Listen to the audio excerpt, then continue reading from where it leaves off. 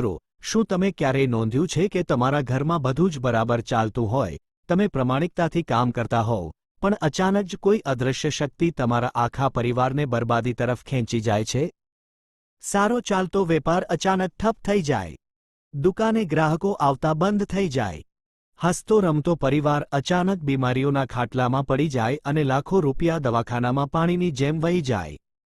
તમે પૈસા કમાવવા માટે રાત દિવસ એક કરી નાખો છો, પરસેવો પાડો છો, પણ મહિનાના અંતે ખિસ્સામાં કે બેંક બેલેન્સમાં બચતના નામે મોટું મીંડું જ દેખાય છે.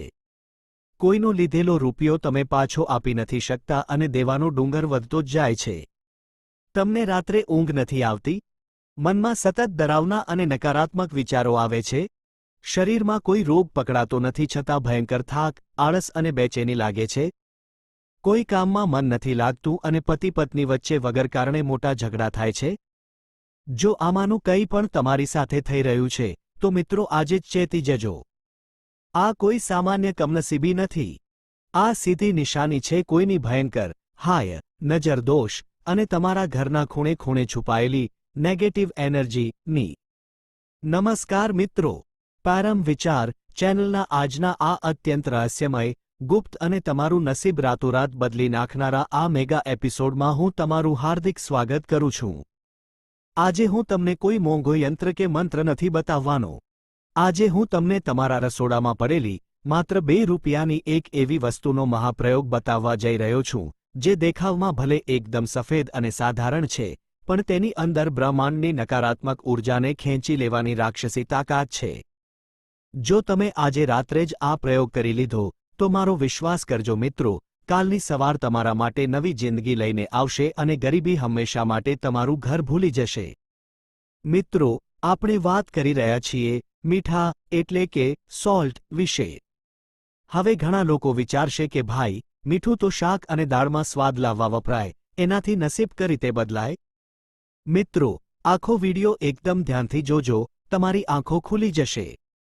આપણા શાસ્ત્રો અને પુરાણો મુજબ દરિયાઈ મીઠાનો જન્મ દેવો અને દાનવો વચ્ચે થયેલા સમુદ્ર મંથન વખતે જળમાંથી થયો હતો. તમને જાણીને આશ્ચર્ય થશે કે સાક્ષાત ધનની દેવી માતા લક્ષ્મી પણ એ જ સમુદ્ર મંથનમાંથી પ્રગટ થયા હતા. એટલે મીઠું અને માતા લક્ષ્મી બંનેનો જન્મ એક જ જગ્યાએથી થયો હોવાથી મીઠાને માતા લક્ષ્મીનું સહોદર માનવામાં આવે છે. જ્યોતિષ શાસ્ત્ર કહે છે કે જ્યાં મીઠું યોગ્ય જગ્યાએ અને પવિત્ર રીતે સચવાયેલું હોય છે, ત્યાં માતા લક્ષ્મી ક્યારેય ઘર છોડીને જતા નથી અને શુક્ર ગ્રહ અત્યંત બળવાન બને છે. આ તો થઈ ધર્મની વાત. હવે જરા વિજ્ઞાન શું કહે છે તે સાંભળો. આધુનિક વૈજ્ઞાનિકોએ પણ સાબિત કર્યું છે કે દરિયાઈ મીઠાના ક્રિસ્ટલ્સમાં વાતાવરણમાં રહેલા ઝેરી, નેગેટિવ આયનો ને ચૂસી લેવાની એટલે કે પોતાનામાં એબ્સોર્બ કરવાની જબરદસ્ત શક્તિ હોય છે. જ્યારે તમે ટેન્શનમાં હોવ, ઘરમાં કલેશ થતો હોય, ત્યારે હવામાં નકારાત્મક ઊર્જા ફેલાયેલી હોય છે. મીઠું આ બધી જ ખરાબ ઊર્જાને ખેંચીને ઘરને એકદમ પવિત્ર અને પોઝિટિવ બનાવે છે. તો મિત્રો, દરિદ્રતા અને નજર દોષ દૂર કરવા માટે મીઠાનો ગુપ્ત ઉપયોગ કેવી રીતે કરવો? હું તમને 5 અચૂક ઉપાય આપું છું. આમાંથી ગમે તે એક ઉપાય પૂરી શ્રદ્ધાથી શરૂ કરી દો. પ્રયોગ 1. કાચનો બાઉલ અને લવિંગનો ચમત્કાર. જો ઘરમાં આવક બંધ થઈ ગઈ હોય અને દેવું વધી ગયું હોય, તો એક નાનો કાચનો વાટકો લો. પ્લાસ્ટિક કે સ્ટીલનો વાટકો ભૂલથી પણ નથી લેવાનો. આ વાટકામાં આખું દરિયાઈ મીઠું ભરી દો. હવે તેની અંદર 5 આખા ફૂલવાળા લવિંગ દબાવી દો. આ વાટકાને તમારા ઘરના ડ્રોઈંગ રૂમમાં, તિજોરી પાસે અથવા કોઈ એવા ખૂણામાં મૂકી દો જ્યાં કોઈ બહારના વ્યક્તિની સીધી નજર ન પડે. આ વાટકો ચુંબકની જેમ તમારા ઘરની ગરીબી ખેંચી લેશે અને ધનના નવા રસ્તા ખોલશે. દર 15 દિવસે આ મીઠું ફ્લશ કરી દેવું અને નવું મીઠું ભરવું. પ્રયોગ 2. નજર દોષ ઉતારવાનો અક્ષીર રામબાણ ઉપાય. જો તમારા નાના બાળકને, તમારા પતિને કે ખુદ તમને વારંવાર નજર લાગી જતી હોય, સ્વભાવમાં ચીડિયાપણું આવી ગયું હોય, તો મંગળવાર કે શનિવારે રાત્રે સૂતા પહેલા આ કરો. એક ચપટી આખું મીઠું ડાબા હાથમાં લો. જે વ્યક્તિને નજર લાગી છે તેના માથા પરથી 7 વાર એ મીઠું ક્લોકવાઇઝ ઉતારી લો અને મનમાં ખરાબ શક્તિઓ દૂર થવાની પ્રાર્થના કરો. પછી સીધા બાથરૂમમાં જઈને તેને વોશબેસિનમાં વહાવી દો અથવા ફ્લશ કરી દો. પાછું વળીને જોતા નહીં. પ્રયોગ 3. મીઠાના પાણીનું પોતું. અઠવાડિયામાં 2 વાર, ખાસ કરીને મંગળવાર અને શનિવારે તમારા ઘરમાં જ્યારે પોતું મારતા હોવ ત્યારે એ પાણીમાં એક મોટી ચમચી દરિયાઈ મીઠું અચૂક નાખો. આખા ઘરમાં મીઠાવાળા પાણીનું પોતું કરવાથી વર્ષો જૂની ગરીબી અને અદૃશ્ય નકારાત્મકતા ધોવાઈ જાય છે. આનાથી રાહુ અને કેતુ શાંત થાય છે. બસ એટલું ધ્યાન રાખજો કે ગુરુવારે ભૂલથી પણ મીઠાના પાણીનું પોતું ન કરવું. પ્રયોગ 4. બાથરૂમનો ગુપ્ત વાસ્તુ પ્રયોગ. મિત્રો, વાસ્તુશાસ્ત્ર મુજબ ઘરની સૌથી વધુ નકારાત્મક ઊર્જા બાથરૂમ અને ટોયલેટમાંથી નીકળે છે. આ નેગેટિવ એનર્જી ઘરમાં ન ફેલાય તે માટે તમારા બાથરૂમની બારી પાસે કે કોઈ છાજલી પર એક કાચના નાના કપમાં આખું મીઠું ભરીને ખુલ્લું મૂકી દો. આ મીઠું બાથરૂમની બધી જ ખરાબ ઊર્જાને ઘરની અંદર આવતા રોકશે. મહિનામાં એકવાર આ મીઠું બદલી નાખવું. પ્રયોગ 5. સ્ટ્રેસ અને થાક દૂર કરવાનો સ્નાન પ્રયોગ. જો તમને રાત્રે ઊંઘ ન આવતી હોય અને આખો દિવસ થાક લાગતો હોય તો સ્નાન કરવાના પાણીમાં એક ચપટી સિંધવ મીઠું નાખીને સ્નાન કરો. આનાથી તમારા શરીરની આસપાસ રહેલો નેગેટિવ ઓરા તૂટી જશે અને તમે એકદમ હળવાશ અનુભવશો. વિડિયો પૂરો કરતા પહેલા સૌથી મહત્વની વાત. મીઠું જેટલું ફાયદાકારક છે તેટલું જ જો ખોટી રીતે વપરાય તો ભયંકર નુકસાન પણ કરી શકે છે. આ 4 ભૂલો મરતા દમ સુધી ન કરતા. 1. હાથોહાથ મીઠું ન આપવું. મીઠું ક્યારેય કોઈને સીધું હાથમાં ન આપવું. હાથમાં મીઠું આપવાથી બે વ્યક્તિ વચ્ચે ભયંકર દુશ્મની અને કલેશ થાય છે. 2.